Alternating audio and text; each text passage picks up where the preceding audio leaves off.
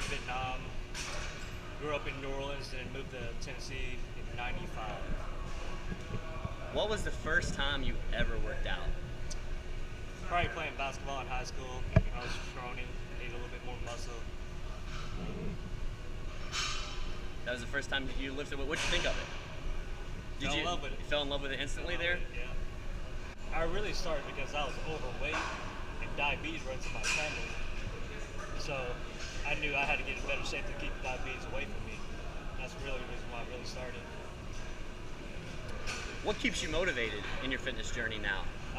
The results, inspiring other people, helping other people right now is my passion, really. Really, in the fitness world, one of the biggest myths that you actually don't have to lose weight to look better. No, you don't. Like I said, sometimes you can gain weight and look better.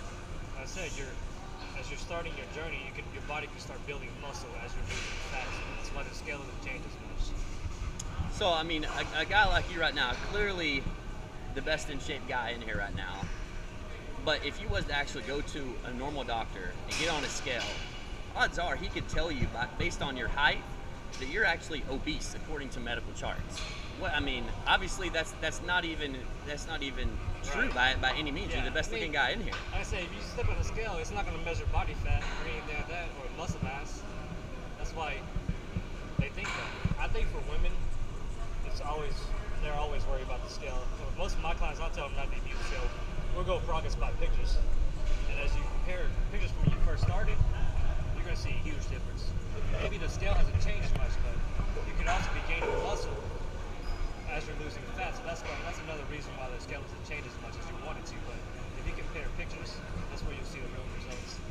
It's not going to come down to nutrition. It don't matter how hard you work out. It's always going to come down to nutrition. One of my buddies, he started with me at like 300 pounds. He's been working with me for like a good 6 months now. He's down 100 pounds. Never seen abs in his life. He thanks me every day. Just giving him a longer life now. Clients all ages. Just whoever wants to get in contact with me to get healthier, fitter, compete, whatever they want. We'll set up a custom plan for them to reach their goals. Everybody's got to have their own plans. Everybody's totally different. You have to eat differently and to train differently. So that's why I tell everybody you can't follow the same plan as a certain person. Is that why you think your clients continue to come back to you versus just getting with you for a month and then I don't leaving make yo-yo plans and stuff. You'll lose it and then stay maintained there. Plus by the time you get the results, you don't want to ruin it. So. What do you think is one of the hardest things to drill in people's head? Because they see these commercials on TV that says lose 30 pounds in 10 days. That's what it is though. You see those commercials, they tell you do this, do that, but they never mention anything about nutrition. And like I said before, it's always going to come down to nutrition.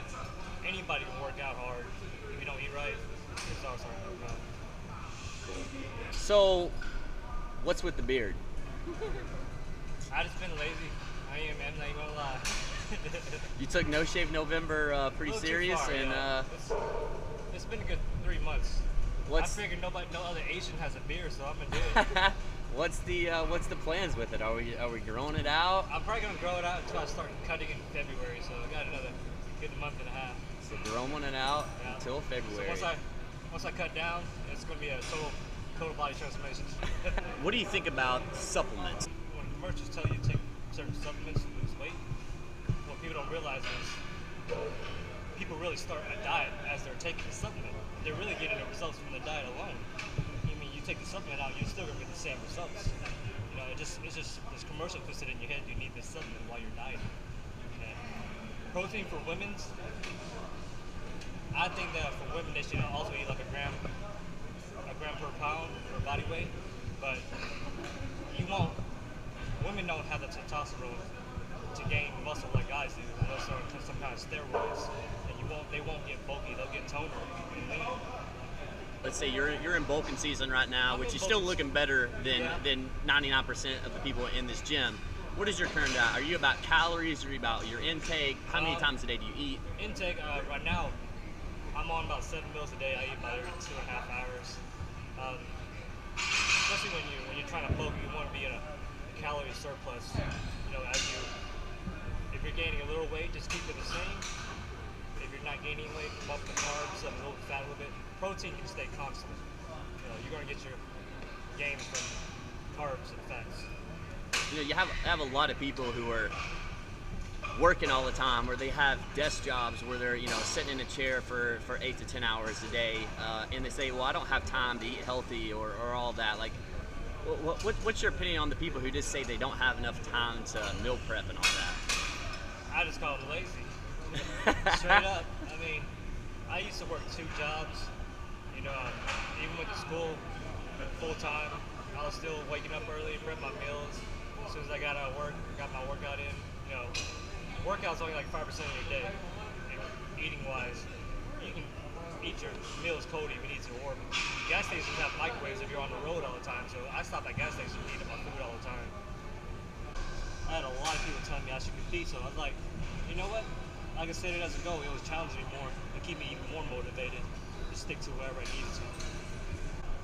Our first show of 2015 would be the Junior USA. It's a national show where if I win my class, I can turn pro. And that's my goal right now, is to turn pro. You want to lift heavy because, one, you're using a lot more energy. That's just going to burn a lot more calories when you're lifting heavy. And the more muscle you have, the more body fat your body will burn.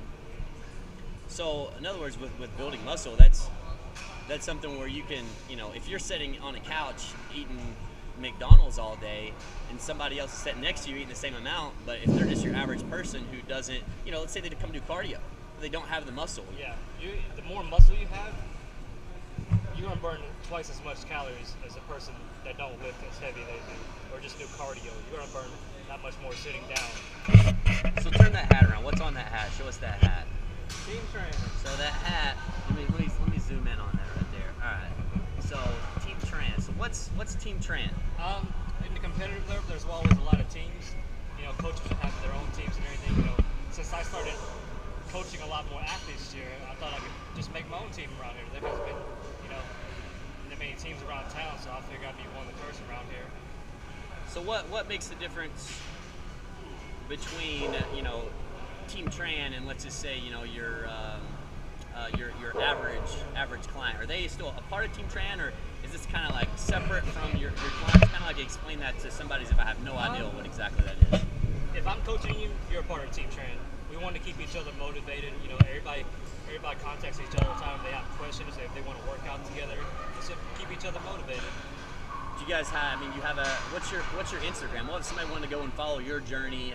And you know, you post some motivational stuff. You post client results on there. Yeah. If somebody wanted to find you on social media, how would they find you? My Instagram is probably more popular. It's Tran 24/7 Fitness. You can find me on Instagram. I post up progress pictures of motivational stuff all the time on there. So I'm not going to be the best speller by any means. So how am I spelling your name again? It's TRAN, the number 24/7, and then fitness. Cool. What's the best way for them to get a hold of you? What's the best way for them to contact you? Easiest way is my email. It's npc1tran, TRAN, @gmail.com.